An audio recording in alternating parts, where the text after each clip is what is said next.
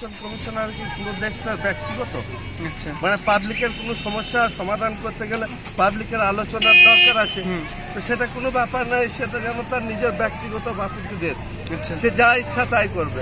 আচ্ছা, যা ইচ্ছা তাই করছে। নির্বাচন কমিশনার যদি সৎ সাহস থাকে, যদি সঠিকভাবে সৎ সাহস থাকে, তা আমার বক্তব্য একটাই, নির্বাচন কমিশনার ডিএনএ টেস্ট করুক। এসআইআর হিয়ারিং প্রক্রিয়া চলাকালীন রাজ্যের বিভিন্ন জায়গায় বিভিন্ন অভিযোগ তুলতে দেখা যাচ্ছে সাধারণ নাগরিকদের। অনেকেই দাবি করছেন তাদের সমস্ত কিছু ঠিকঠাক থাকলেও অযথা হিয়ারিংয়ে ডেকে হেনস্থা করা হচ্ছে। আর এসবের মধ্যেই এক নতুন ঘটনার সাক্ষী থাকলো বীরভূমের নানুরের খুজুটিপাড়ার বাসিন্দা রানা শেখ, যার 2 মাস আগে বিয়ের দিন ঠিক হয়। বিয়ের দিন ঠিক হয় 19শে জানুয়ারি। এদিকে আবার তার এসআইআর এর হিয়ারিং এর ডেটও পড়ে 19শে জানুয়ারি।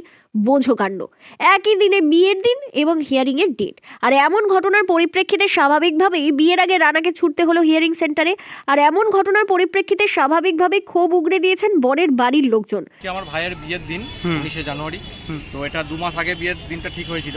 তো আজকে হঠাৎ করে 3 দিন আগে নোটিশ আছে যে হিয়ারিং এর দিন আজকে আমার ভাইয়ের বা আমার যে বর তার হিয়ারিং এর ডেট। তো সেই জন্য আমরা এখানে ব্লকে এসেছি, বিয়ের বাড়ি না গিয়ে আমরা কিন্তু হিয়ারিং এ এসেছি।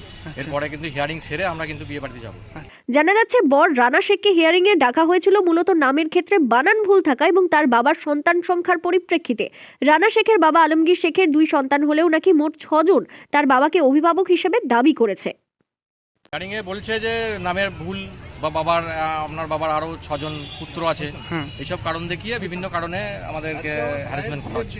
কিন্তু আদতে সেগুলো তো সঠিক নয়, সেগুলো তো ভুল।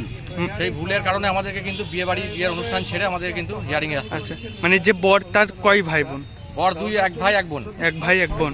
আচ্ছা, সেটা কি বলছে এসআইআর বলছে আপনার পিতার আরো 6 জন দাবিদার পুত্র আছে বা কন্যা আছে। এইভাবে হিয়ারিং হচ্ছে।